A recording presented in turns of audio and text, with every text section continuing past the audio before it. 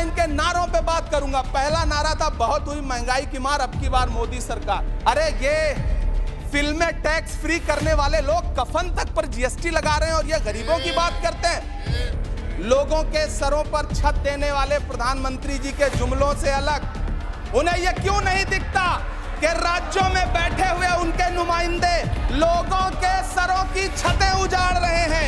उत्तर प्रदेश हो, असम हो, जम्मू कश्मीर हो, मध्य प्रदेश हो, भाजपा शासित राज्यों के बुलडोजर न सिर्फ लोगों के घरों को उजाड़ रहे हैं बल्कि कुचल रहे हैं लोकतंत्र को, संविधान को, अदालतों के मेयार को। मैं आंकड़ों की बाजीगरी से अलग हट करके इस बजट पर एक बात कहना चाहता हूं। आंकड़े तो ऐसे हैं इस बजट के, ये कह रहे हैं 4 करोड़, वित्त मंत्री जी 3 करोड़ कहती हैं, प्रधानमंत्री जी 4 करोड़ कहते हैं। पहले तो आप इस झूठ में ही आपस में ही सलट लीजिए कि 4 करोड़ सही है या 3 करोड़ सही है। झील में पानी बरसता है हमारे देश में, झील में पानी बरसता है हमारे देश में, खेत पानी को तरसता है हमारे देश में, जिंदगी का हाल खस्ता है हमारे देश में, दूध महंगा खून सस्ता है हमारे देश में। सरकार झूठ की सरकार है। ये सरकार के जितने दावे हैं सब खोखले हैं। आज प्रधानमंत्री जी कह रहे थे सबका साथ सबका विकास। ये कैसा सबका साथ सबका विकास है कि मौलाना आजाद नेशनल फेलोशिप आपने बंद कर दी, आपने माइनॉरिटी डिपार्टमेंट का बजट घटा दिया, कि वित्त मंत्री जी ने बजट में ट्रेनों के डिब्बे को वंदे भारत कोच में बदलने का एक प्रस्ताव रखा अपने भाषण में। ठीक है, ये सुनने में कानों को बहुत अच्छा लगता है, लेकिन मैम ये सरकार ट्रेनों की सुरक्षा के बुनियादी मुद्दों पर एक शब्द नहीं बोलना चाहती। वंदे भारत के वीडियो पोस्ट करने वाली ये सरकार कभी भारत की जनरल डिब्बों की, रेलवे के स्लीपर क्लास डिब्बों की वीडियो अगर पोस्ट करे ट्विटर पे तब समझ में आए। बिहार से, इलाहाबाद से, लखनऊ से दिल्ली आने वाली, मुंबई जाने वाली ट्रेनें देख लीजिए, उनकी हालत देख लीजिए। मैम, प्रधानमंत्री जी की सैकड़ों बार थपथपाई गई मेज के बीच अंतरिम बजट पेश किया गया और बड़े बड़े दावे किए गए। देश ये कैसा बनाया आपने, लूट कर पैसा बनाया आपने, देखिए जलते दिए भी बुझ गए, अजब दीपक राग गाया आपने। मैम, पूरा सदन अमृत काल के बजट की चर्चा कर रहा है, मैं तो गरीबों की रोटी और दाल के बजट की चर्चा करूंगा। तुम्हारी फाइलों में गांव का मौसम गुलाबी है, मगर ये आंकड़े झूठे हैं, ये दावा किताबी है। मैं इस बजट को अमीरों का अमीरों के लिए पेश किया गया बजट कहूंगा। इसमें गरीबों के लिए कुछ है ही नहीं। नौकरी मांगने वाले नौजवानों पर लाठियां बरसाने वालों, आपने इस बजट में युवाओं को क्या दिया? आपने पुरानी पेंशन बहाली की मांग करने वालों को क्या दिया? सालों से अपने लिए छत तलाश रहे लोगों को आपने इस बजट में क्या दिया? कुछ नहीं। और फिर आपको पूरी उम्मीद है कि पूरा देश आपके इस पेश किए गए बजट पे लहालोट हो जाए, तालियां पीटे, मंगल गान गाए। कैसे संभव है? मैं सदन में खड़ा होकर के इस बजट पे चर्चा करते हुए कहना चाहता हूं कि इस बजट में फुटपाथ पर रहने वाले, छप्परों में रहने वाले, झुग्गियों में रहने वालों के लिए क्या है, उनके लिए क्या है जो प्रधानमंत्री के किए गए वायदों की बाट जोह रहे हैं। हर साल फरवरी की खूबसूरत सुबह और सजी हुई संसद से बरसते हुए झूठे वायदों की जवाबदेही कौन तय करेगा? कौन बताएगा कि 2022 में प्रधानमंत्री जी जो सबको पक्का मकान देने वाला वायदा किए थे उसका क्या हुआ? लोगों के सरों पर छत देने वाले प्रधानमंत्री जी के जुमलों से अलग उन्हें यह क्यों नहीं दिखता कि राज्यों में बैठे हुए उनके नुमाइंदे लोगों के सरों की छतें उजाड़ रहे हैं। उत्तर प्रदेश हो, असम हो, जम्मू कश्मीर हो, मध्य प्रदेश हो, भाजपा शासित राज्यों के बुलडोजर न सिर्फ लोगों के घरों को उजाड़ रहे हैं बल्कि कुचल रहे हैं लोकतंत्र को, संविधान को, अदालतों के मेयार को। मैम, मैं आंकड़ों की बाजीगरी से अलग हट करके इस बजट पर एक बात कहना चाहता हूं। आंकड़े तो ऐसे हैं इस बजट के, ये कह रहे हैं 4 करोड़, वित्त मंत्री जी 3 करोड़ कहती हैं, प्रधानमंत्री जी 4 करोड़ कहते हैं। पहले तो आप इस झूठ में ही आपस में ही सलट लीजिए कि 4 करोड़ सही है या 3 करोड़ सही है। मैं आंकड़े तो ऐसे हैं इस बजट के मैम कि जो सुने वो बस पथराई आंखें लेकर किंग कर्तव्य विमूढ़ हो जाए। लेकिन झील में पानी बरसता है हमारे देश में, झील में पानी बरसता है हमारे देश में, खेत पानी को तरसता है हमारे देश में, जिंदगी का हाल खस्ता है हमारे देश में, दूध महंगा खून सस्ता है हमारे देश में।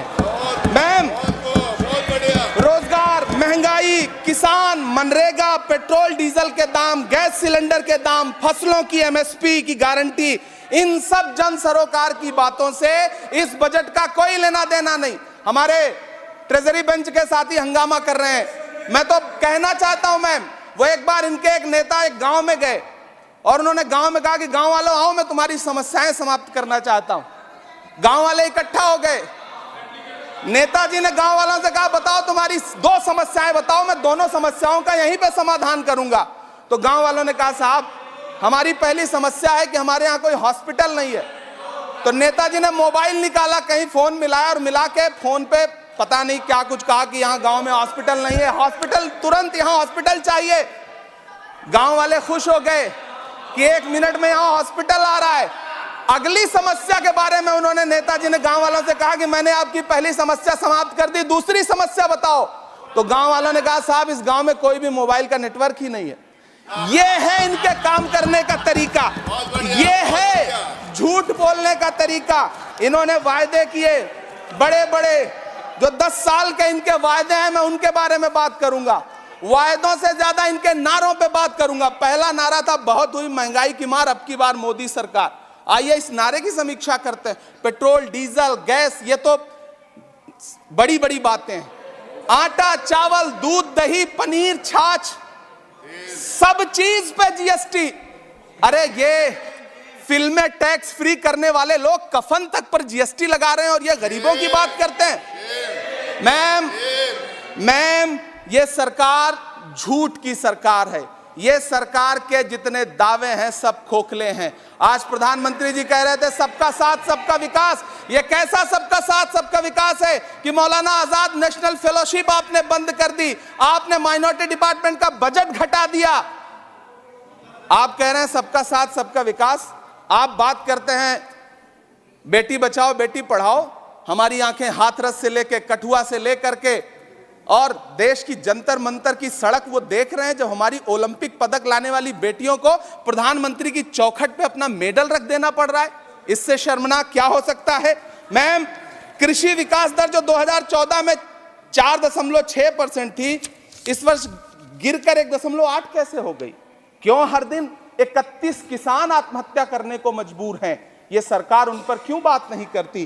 कीमत तो बहुत बढ़ गई शहरों में धान की, लेकिन विदा ना हो सकी बेटी किसान की। मौका मिला तो लोगों ने कुर्सी के वास्ते तस्वीर ही बिगाड़ दी हिंदुस्तान की, और आज बड़ी बड़ी बातें कर रहे हैं। मैं यहां पर आपसे खड़ा होकर के मैं अंत में इतना कहना चाह रहा हूं कि वित्त मंत्री जी ने बजट में ट्रेनों के डिब्बे को वंदे भारत कोच में बदलने का एक प्रस्ताव रखा अपने भाषण में। ठीक है, ये सुनने में कानों को बहुत अच्छा लगता है, लेकिन मैम ये सरकार ट्रेनों की सुरक्षा के बुनियादी मुद्दों पर एक शब्द नहीं बोलना चाहती।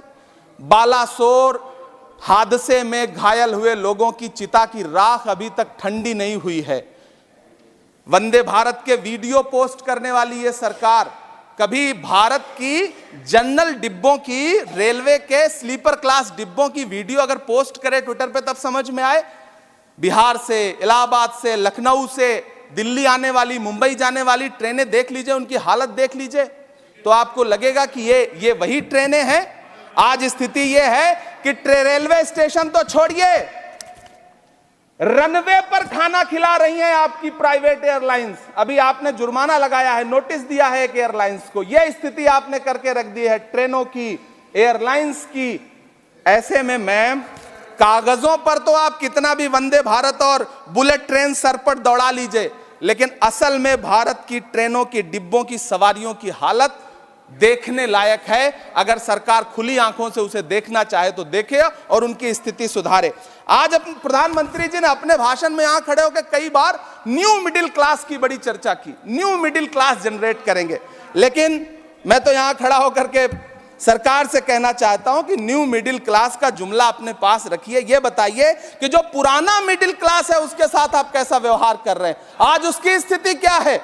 आप अमीरों के कर्जे माफ कर रहे हैं, उद्योगपतियों के कर्जे माफ कर रहे हैं, और यहां स्थिति यह हो गई है कि जो मिडिल क्लास, उसकी जो रोजमर्रा की जरूरत की चीजें हैं उस तक पर आपने जीएसटी लगा रखी है। आप फिल्में टैक्स फ्री करते हैं लेकिन स्टूडेंट्स के प्रतियोगी परीक्षाओं के फॉर्म की फीस नहीं माफ कर सकते।